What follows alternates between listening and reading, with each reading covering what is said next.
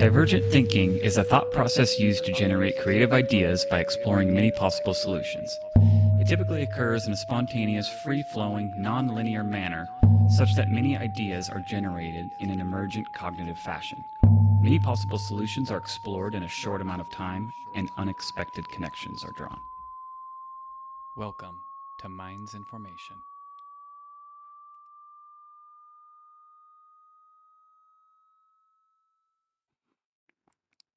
Hello, everyone. Welcome back to the show. The last episode was interesting if you didn't catch it. Interesting in many ways. First of all, it was an interesting conversation with my homeboy that I enjoyed having. But also interesting because it just so happened to get the most engagement out of anything I've put out under this current podcast banner. The clips were getting a little hot. It was kind of funny. On one hand, it was kind of cool in a way because, again, there was just more engagement, more views, and I'm just a dude talking to myself in my basement. So the fact that it was even getting into the thousands, I was like, oh, dang, that's kind of crazy. That's like a lot of people. If you imagine talking to a couple thousand people like you're in an auditorium, that's a lot of fucking people. But in internet terms of virality and things of that nature, it's laughably low. Besides the point, it was a lot for me. And there was a ton of comments, especially on one Instagram post. Man, they did not like that post. They really didn't like what Darius was saying, and I think they just thought we were a couple of bozos. And it's totally fine. It's like you can never let yourself get upset by that because people are just going to catch a clip. They're probably not going to follow up and listen to the entire conversation. So they're just going to take it in whatever context they want to take it in, make a decision, and then hit that keyboard, thumbs up blazing, dog, just, I'm going to light this motherfucker up. But it was about immigration. And yeah, people were going nuts. Hot topic, I do understand. And it is a hot topic, right? We've been through both sides of the coin over the past few years in the United States.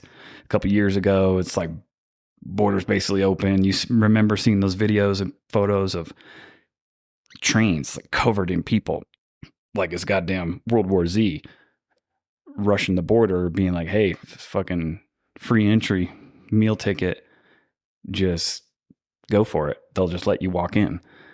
And then they're busing people to all these cities all over the country and shit. And it was a wild time. And then things change and the border completely shuts down. You got ICE running around the streets rounding these motherfuckers up. So talk about a pendulum swing, right? So we don't really know how to handle immigration here in this nation. Like we're not decided on what that should look like. I certainly have ideas on it. And like with most of my ideas, they're pretty straightforward. And I try to base them in logic. And I feel like a lot of people wouldn't actually disagree. But I think immigration for people that you can at least do some sort of background check, make sure they have nothing crazy lurking in their past. And if maybe there's some method of proving that they have something to bring to the table, right? So you're trying to get the high quality people, right? You want the doctors and the engineers and the scientists, or just people that are going to work hard too. It's not all this white collar shit, or you don't have to just be importing geniuses. You know, good quality labor force, things of that nature.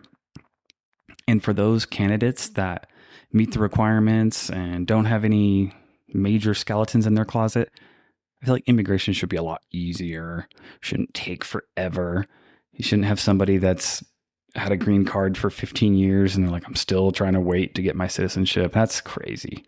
That's crazy when it goes down like that. It shouldn't be so incredibly difficult or just so drawn out. Like we could make that a little more efficient. And I think at least some degree of asylum program is a good thing to have. We should be looking to help people. You have to be careful though, because that shit can get out of control. Because then you look at what's going on in Europe, and it seems like Some of their asylum programs and refugee populations are clashing with local populations. There's a lot of fucking gnarly shit going on. I'm sure folks have heard about the rape gang report in England or United Kingdom or whatever. I don't know if it's specific to one or the whole thing. Not good, dude. Really not good. I mean, there was this shit going on in Spain just a couple days ago, right? 60,000 something people from Morocco crossed over into Spanish territory. And again, looks like an invasion. It's wild. That territory is slightly different because it's not connected to mainland Spain. In case you just saw a clip or a headline and made a snap decision, that area, I don't know exactly how it's pronounced, Kuwaita or something, is connected to Morocco. It's in Africa, but it's like a Spanish territory. And it has been for quite a long time. I want to say like 400 years. Hot minute. Maybe even 500 years. I think it was a territory since 15 something. But, that's just one of those weird situations. It's almost like us with Puerto Rico. You're like, is it? Is it not? I don't really know. It's a territory somewhere in the middle. So that one's not cut and dry. But anyways, point being, there should be a proper way of doing immigration, and it shouldn't be so difficult to navigate, but you do have to have measures to keep the loons out. So, yeah, shouldn't be that difficult, but it is. And that's government for you, baby. It's just something I think everybody has to understand. People want to collect more taxes and tax the rich or whatever. You want to give all your money to the government. Well, newsflash, buddy. The government sucks at doing things in an efficient manner. So if you didn't know that, it's totally true. So be careful what you wish for with wanting the government to be your fucking daddy. Because they'll probably do a bad job. That daddy's going to go get the milk, dog. He's going to leave you high and dry. But again, I think that makes sense as an immigration plan, right? Streamline it for the good, keep out the bad. Point blank, pretty much. And when it comes to like the whole refugee thing, maybe that's where you can try to get programs to help those nations so people aren't becoming refugees. And then so much of, the European situation, is that United States' fault? Maybe started all these wars in the Middle East and now there is a whole bunch of fucking refugees. Would they have been there anyways? I don't know. I don't have a crystal ball for you, but you get the point. It's complicated. Very, very complicated. But going back to last week's episode, we're kind of talking about this, and my buddy Darius, he had a point. Like I knew what his point was, but he did use the wrong word, I think. I think what he was trying to say was essentially, as a nation founded by immigrants, who are we to be judging future immigrants type thing? It's like kind of one of those just funny situations. It's like once upon a time, people were just showing up here and being like, this is my farm now. And you fast forward a little bit and that's no longer allowed. Okay, it makes sense, right? You establish a nation and a government and, oh, by the way, it becomes the most powerful nation on the planet. So you no longer just allow people to flow freely. But it's still an interesting point, something to think about. And that is the whole point of this podcast. I tried to say that once or twice when people initially started commenting on that clip and then quickly gave up. I'm like, oh, okay, this is ridiculous. I'll just let all these people throw these wild comments around. I'll just thumbs up all of them. They're like, all right, sweet. Thanks for stopping by. But yeah, it's kind of wild. He had a point, but it doesn't really matter. Again, people are going to check out the clips and they're not going to listen to the full episode because the whole point of this podcast is to explore ideas. Might make me sound slightly hypocritical right now because I was just laying out my immigration plan, right? But in general, I try to avoid like hard and fast opinions on a subject or giving somebody a hot take or trying to give life advice, things of that nature. I don't claim to be an expert on almost anything. I might have some limited number of things. I have ideas on them. And maybe those ideas are of a high quality or maybe they're of a low quality. And I suppose that's on you to decide. But in general, I'm not trying to tell people how to think or what to do or even really give a strong opinion on something. I like to explore ideas. And many times I take the opposite side of that coin on anything, on fill in the blank. I do it to my wife all the time, and sometimes it drives her nuts, but it ends up being pretty helpful because there's always a different side to the coin in almost everything. There's only a couple hard and fast rules. It's like essentially do no harm. Don't murder, don't rape, don't abuse children. But for a lot of other situations, probably most other situations outside of something hard and fast like that, there's going to be a flip side. And like, well, think about it from the other person's perspective. And again, to go back to immigration, that's kind of one of those things that you can understand. It's easy to sit, over in Missouri in your rocking chair and being like, I don't want none of those motherfuckers coming across the border. And I get it. I understand that.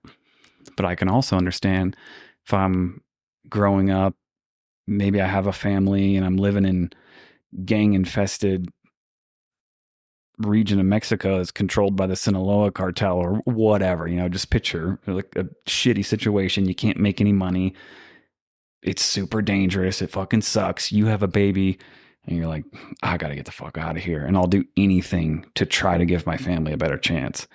So you look into every possible option and you find a way to get to the border and you say, dude, let's just fucking go for it. We don't know what's going to happen, but anything's better than where we were at. And unless you're a fucking monster, I think you can empathize with that. Now, I can still understand being like, that's not my fucking problem. And you're totally justified with having, your own opinion. Again, I'm not telling nobody how to think. But there's always a flip side. Now, how that should all be navigated, fucking, I don't know, dude. But the whole point being, it's interesting and I think healthy to examine any problem from as many angles as you possibly can, because it's going to help you build the strongest opinion. It's easy to just parrot something. Just be like, I'm in this camp, or this is what my buddy said, and yeah, that's my opinion now too, and I'm just going to say it, and pop, pop, pop, you just go for it. It's a lot more difficult to sit back and play with the problem, so to speak. Bounce it from your mental left to right hand like a ball of clay, reshaping it and seeing what it can actually turn out to be. That's more difficult and takes a certain amount of intention. But it's probably good to do. You don't have to do it with everything, right? But it's probably good to do that from time to time, especially if there is something that you find of interest or even a hot button thing. Like think about it from all angles as much as you can. But yeah, man, it was interesting. Just seeing everybody go nuts in the comments. It was kind of fun to watch, though. I'm not really attention seeking by making this podcast and putting the clips out, but I am all about initiating conversation and building community. That's just something that I do. I've done it for a while and I like doing it. And I think it's good, especially in this day and age where community is something that has been rattled a bit by technology. It's very easy to stay in your bubble, and even though you might have a lot of stuff going on online, it's still easy to be kind of pretty isolated. Live in your bubble, watch Netflix, doom scroll, do whatever you do, play video games, and maybe you interact with the community from time to time, or maybe you don't. A lot of people that look like hermits, bro. You can see them out in the wild. They got headphones on, get in their car, get out, put their headphones on, scurry inside their house. I don't want to talk to anybody. Strange. So, community is important to me. I think it's probably going to be increasingly important as technology just keeps going crazier and crazier. Might even be a whole new market that'll open up. Scheduling face-to-face things. Who knows? I've already done it in the past. I ran a pretty successful meetup group for about 3 years and was super consistent, hosted events pretty much every week. And it'd be all kinds of things. It'd be like going to karaoke or a trivia night or a happy hour or a hike or things of that nature. Just go hang out with whoever for a couple hours. And anybody can show up. It's open, right? Just show up and go for it. Have a good time. See if you can make a friend. And I really enjoyed that. And again, it's something that I started to realize that I think this is important and it's going to become more important because it's just not as common now. Yep. I said, technology has a lot to do with it, but you know what else I think has a lot to do with it is, and for better or worse, but I'm just saying it's just a fact of the matter, is that people are much less religious now. And I think when people were more religious, that would have kind of been your automatic community. You'd see those people all the time. You believe the same thing. You pray and worship together. And next thing you know, you're having potlucks and social night and whatever. So that probably supplied a significant amount of community for people. And it's not as common now. So you put those two things together and here you go. But I started to realize this. And I'm like, okay, dude, this is important. And it became painfully clear that I was right. It is important because people would show up. And two real big things that I notice. Some folks need a little bit of help in this area, if we're just being frank. And, not to make anybody feel bad or anything like that, but met some real awkward motherfuckers, dude. And you can just, social skills are bad. And they would need a little bit of extra help. I'm a pretty patient guy, so maybe I was the right man for the job, and I'm good at helping people navigate those situations. Because the other thing I noticed was people were super thankful frequently. Not something I looked for or was trying to stroke my ego by or anything like that. It just happened. So that was the other light bulb. This is important, because otherwise somebody's not going to take the time to go off to the side and be like, dude, that was so much fun. Thank you so much for doing this. It really means a lot to me. People don't talk like that to each other just in their day-to-day, right? So it's obviously important. But I ran that puppy for a hot minute, and I burned myself out a little bit.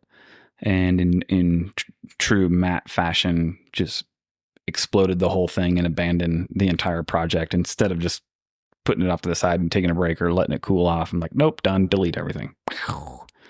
Same thing I did when I had a podcast before and it was going in a direction that I didn't really like that much. I was like, instead of just letting it cool off, I'm like, nah, fuck that, delete it. Delete every episode. Nobody will ever hear this again. That's how I go. I probably should work on that. That's probably a flaw. But yeah, went through the motions with the meetup thing. It's been maybe about a year-ish, something like that. Maybe a year and a half. I can't remember for sure since I ran that group. But it started popping in my mind more and more of late. So I started it up again, but on a different platform. So there's another, competitor, so to speak, to Meetup called Heylo, Heylo. And it's basically the same thing. It's really close. It's got a pretty good interface on both app and PC. Less buggy, I feel like, than Meetup. Meetup felt really clunky, but really one of the downfalls with Meetup was it just started to feel like they were just trying to suck money out of you. To be an organizer, so just to start a group, and you don't get anything for this unless you try to charge people, and then it usually you don't get a lot of engagement. So you're running events for free. Nobody's helping you or giving you anything. You have to take the time out of your day to plan it and figure it out, blah, blah, blah. And the annual fee for being an organizer is something like $400 or $500 a year to host events that you don't get anything for. That seems insane. What app costs that much? Unless you're talking like you're buying a fuckload of AI credits or you have some type of professional business suite or something like that. What other app costs that much? I can't think of anything. Literally nothing that would charge you $400 to $500 a year just to use it. So fucking red flag, dude. Fuck that.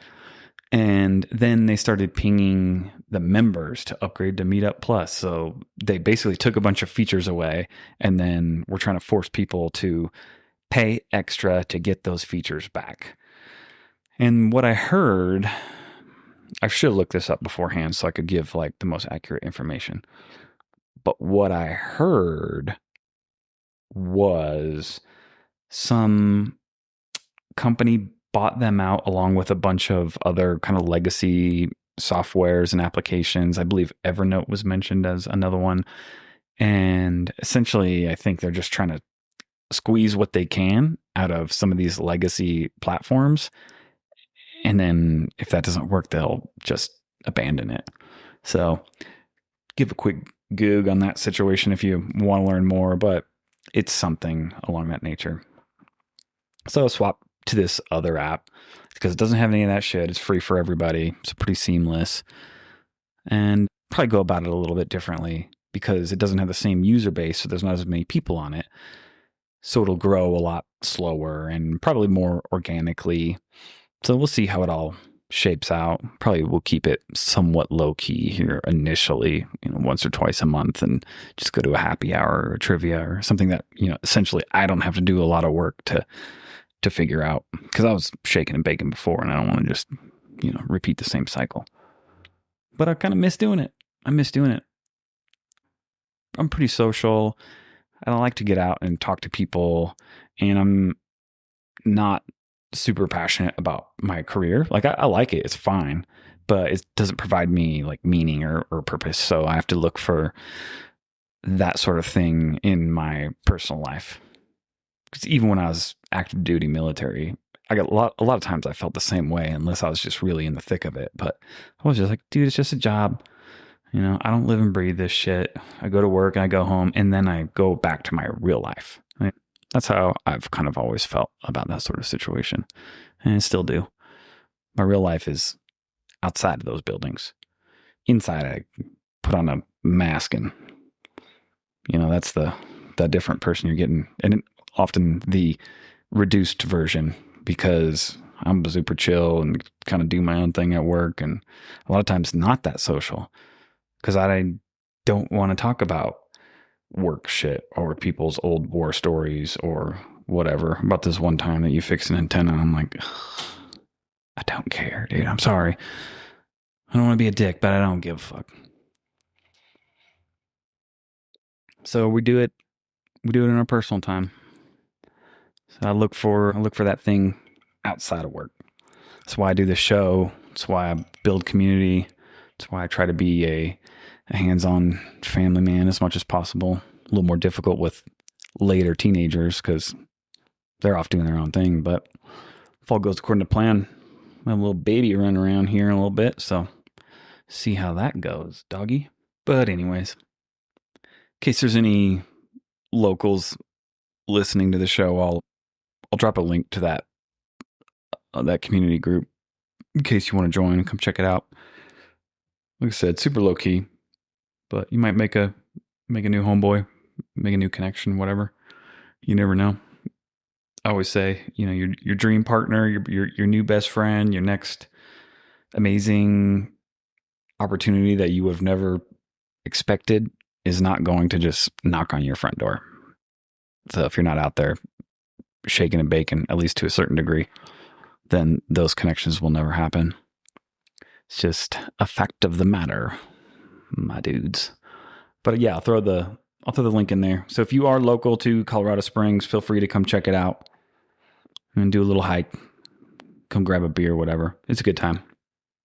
But in the meantime, y'all take care of yourself. Be easy. Oh, and don't forget to buy as many shares of SpaceX as you possibly can, because it's the only company that's actually going to the moon. All right, we'll see you next time with a guest. Bye. Thanks for listening, everyone. Please make sure to like, comment, and subscribe. It really helps the show out. See you next time.